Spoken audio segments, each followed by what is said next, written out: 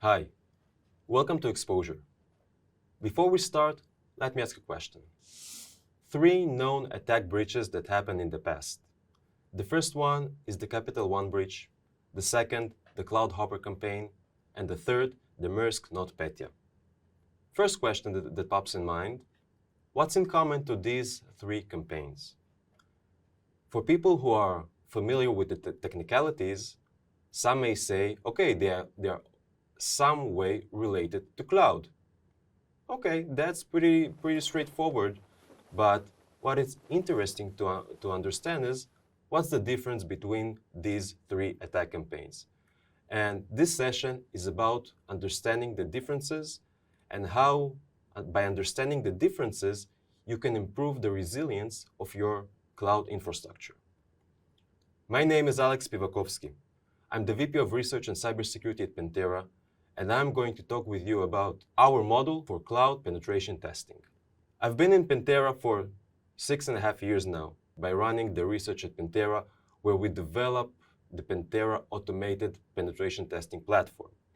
Before that, I had 15 years of practical cyber research experience. In the past few years, we developed real attack chains to test and validate the security robustness of your cloud infrastructures. And what I've come to realize from talking with customers, talking with fellow researchers, is that real threats, specifically in the cloud, are often underestimated. Maybe because people have limited views, people look at components in the cloud as silos, single accounts, single vendors, and they are overlooking major risks.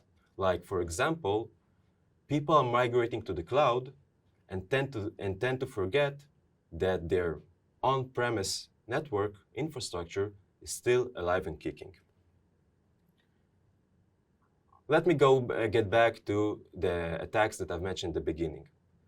The Capital One breach started off with misconfigured web application firewall that allowed compromise on a web server. A server-side request forgery vulnerability enabled access to the attacker to get credentials from the server. Then the attacker leveraged that compromise and got access to an S3 bucket with a lot of data.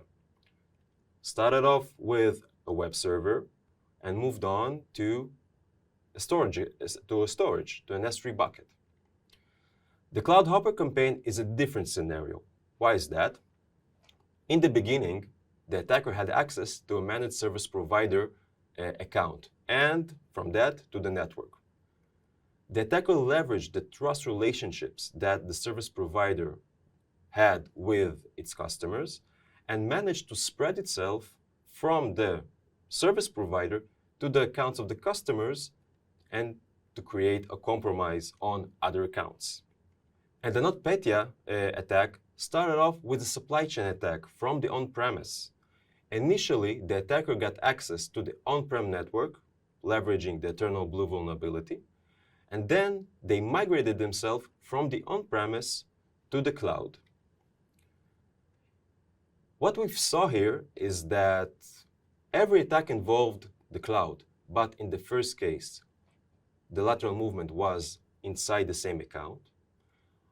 On the next example of the Cloud Hopper, the attacker spread it from one account to other accounts. And on the third example, it involved on-premise and cloud orchestration that created the big effect. My agenda here for you today is to talk how we in Pentera see cloud penetration testing, emphasize on the model that we develop for lateral movement in the cloud, and then to sum things up in how you can improve your security posture and especially your cloud security posture. First question, what is penetration testing? Or what is cloud penetration testing? And our approach for cloud penetration testing is very similar to the classic penetration testing of infrastructure and network. Penetration testing means it's a systematic evaluation of your infrastructure, and in the cloud, your cloud infrastructure, to identify and exploit security vulnerabilities. This testing of mimicking how an attacker would operate can help you to address the business risks and to help you prioritize what you need to deal with first in order to increase your resilience. What are the most critical aspects of cloud penetration testing and penetration testing as a whole? There are many aspects. You have the initial breach, you have the scanning, enumeration, but I want to put an emphasis on two specific areas. The first thing is privilege escalation. Privilege escalation is a family of tactics, or it's an approach, or it's the symptom of what happens when an attacker finds a way to break the standard application barriers that were defined by the developers, by the engineers, and to increase their privileges by abusing the business logic that the developers thought that they implemented well.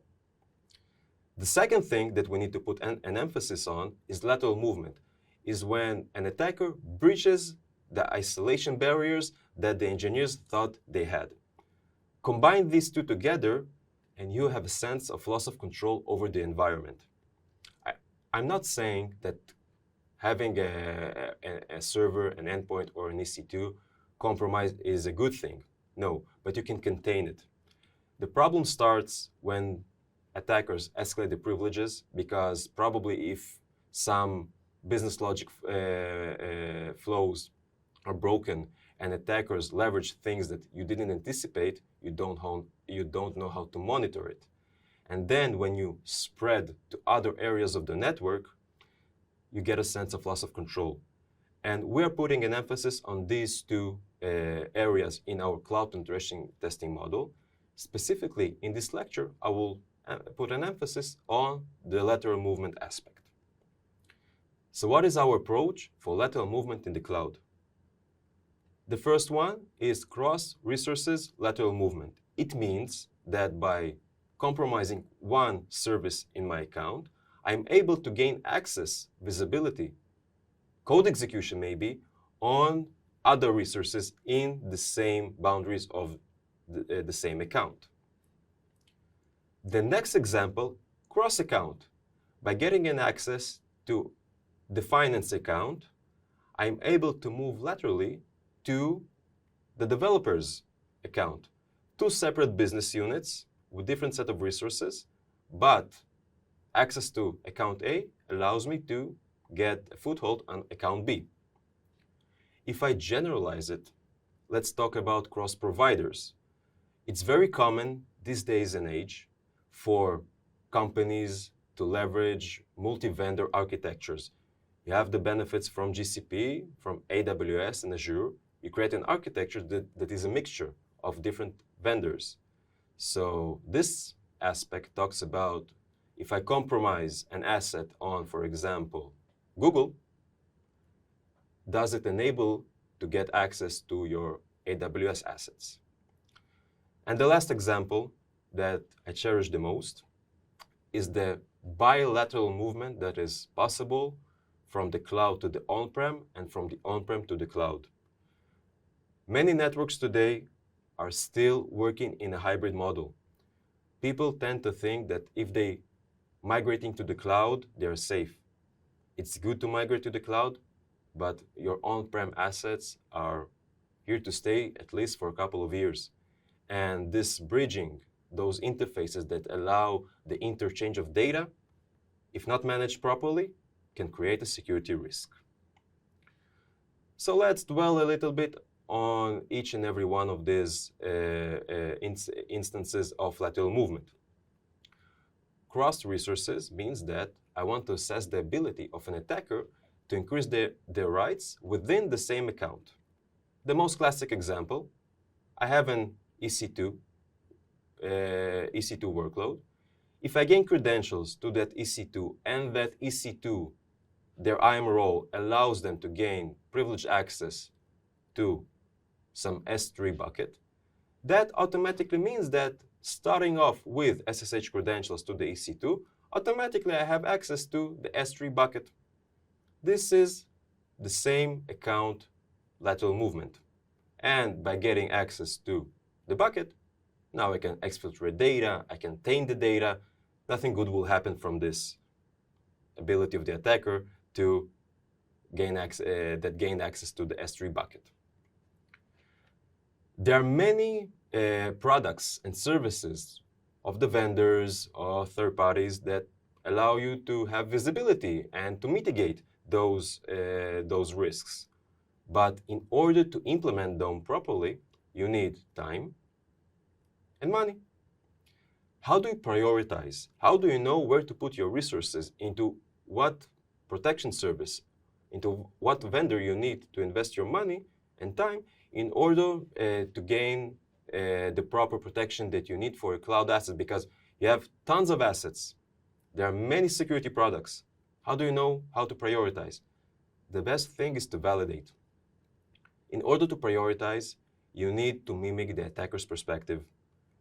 You need to run validations to see what attack flows are possible, what compromises allow you to spread to other resources.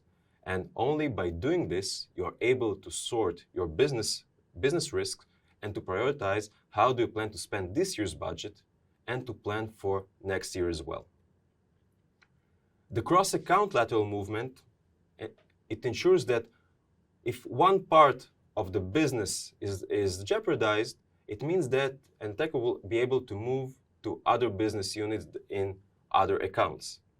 Usually, the attacker here leverages trust relationships between the accounts, and those trust relationships are mandatory because you want to create workflows, you want to share data. You have here an example of a subscription A sends off information to subscription B using Azure Service Bus, a legitimate workflow. But if this service bus is not managed properly, an attacker can move laterally from subscription A to subscription B. Here you can see an example of one of our attack validations that you can see on the left. We start off the attack. It started off with account A, account ID 5500, blah, blah, blah. We conduct the attack. We do real attack scenarios. We compromise services. We do the privilege escalation. And you can see on the right that now we have access to a different type of account.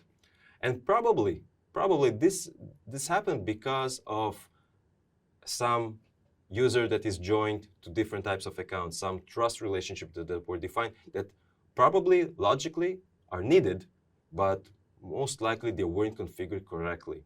Or maybe they were configured correctly, and now by having the visibility, now that you understand that the risk is an attacker may spread to this second account, maybe this can prioritize to do some thinking about if this architecture is correct, maybe if this setting is managed properly, or maybe even the question is, do you even need this interface between these two accounts? But now that you have the visibility, you can make decisions. Cross-vendor lateral movement is a generalization of what I've talked about before. It means that, imagine the same graph that you've seen before, but now you start off with AWS and you move on to Azure.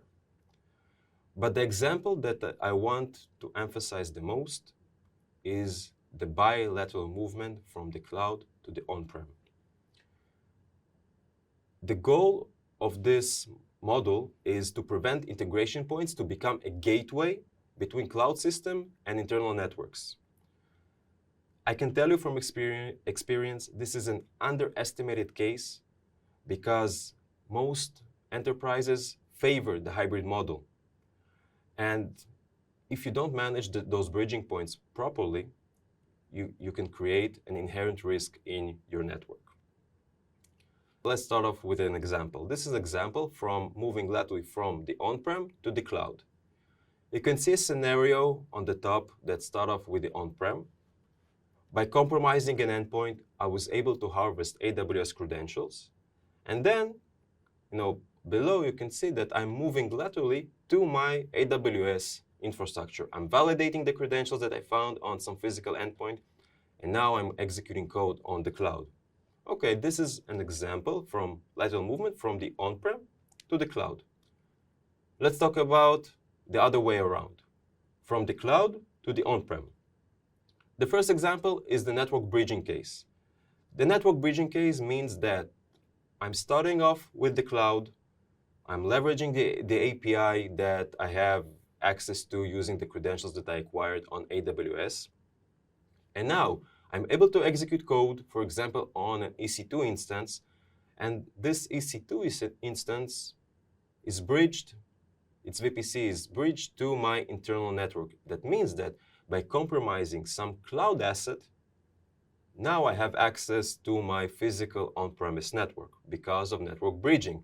Probably this network bridging is mandatory for the dev team, for the marketing team to operate, but probably something there wasn't managed properly.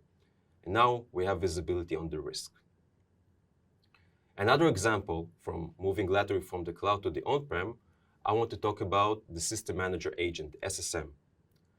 This SSM agent is installable on EC2 instances, on-prem servers, and even virtual machines. This enables system managers to update, manage, and configure resources. It can be installed on pretty much every Amazon AMI. And you can install it even on your on-prem instances. This enables to share the umbrella of AWS on all your computing instances, even if they are not managed directly by AWS. For example, your virtual machines or your physical machines. This agent allows centralized management under the AWS umbrella. If this agent is not managed properly, it can allow, for example, an attacker to compromise that service, and then you have flat visibility and flat access to the resources that they manage. An example. Here we can see that we're starting off with access to the cloud. We're discovering SSM managed hosts. And you can see here, there's a lot of lists, and you can see on the source type that different types of images, and the source type is either an EC2 or a managed on-prem instance. This means I have access to the service that manages those endpoints, and at this point, it doesn't matter if it's cloud or on-prem. Now I can work my way around it and to collect data from all those instances. Here you can see a full attack chain of how I started off with access to the SSM agent, and it moves on to code execution, extracting secrets, running logics, but on which endpoint? It's a physical endpoint. I'm starting off with the cloud, and I'm propagating myself using that service of the SSM. I'm propagating myself to a physical/virtual endpoint, but on the premise of your physical network. This shows how, having all the cloud goodness can benefit. It can make you more efficient. But little things that may be unconfigured properly, or maybe configured not using best practices, or your infrastructure enforces some sort of interfaces in order to make the workflows work, you need to have visibility, because at any point, a slight misconfiguration, slight setting, or bad usage can turn a good workflow that you have in your network to a security risk. To summarize, preventing lateral movement is key in stopping attack campaigns. As I mentioned in the beginning, it's not nice for an attacker to have access to your S3 bucket or your virtualization infrastructure. But as long as it's contained, it's good. Problem starts when attackers break the barriers of isolation and starting to move laterally. You need to have visibility on the potential attack paths from different resources, different accounts, vendors, and physical and cloud environment. The most important thing is validate, validate, validate. Continuously run validation scenarios. Understand the risks. It can help you prioritize. In an ideal world, you will have all your vulnerabilities on a single page, and you will remediate every vulnerability at the same time, but it's not the case. You don't have the money and you don't have the time. You need a way to prioritize and to understand what you need to tackle first, because maybe the things that are critical to your business are things that are maybe not critical to another business. Test the relationships between different types of accounts, different types of vendors, because probably you have multi-vendor, multi-account, multi-subscription architecture. I'm not saying remove the trust relationships or the connection. No, they're good and they're making your business work. But you need to have visibility if those relationships are configured properly and are not posing a risk. And most likely, you're still living in a hybrid model where your cloud and on-prem environment live together. Assess the risk of them living together, because probably they are joined together in maybe under a service umbrella, maybe network bridging. Do the 360 of validation of physical and cloud validation as well. Thank you for joining the Exposure Summit. I hope the tools and the methodologies that you learn from the summit will help you to make your cloud environments more robust. Thanks, Alex, for an insightful session on cloud penetration testing. As Alex pointed out, this practice might not be as widely adopted yet, but it's something that really needs to become a continuous practice. Next, I'm excited to sit down with Shira Dankner, Director of Security Services at 9-Star Connect. Shira will walk us through how various organizations are navigating the different stages of CTEM and share some real-world strategies that are making a difference. Let's dive into this insightful discussion.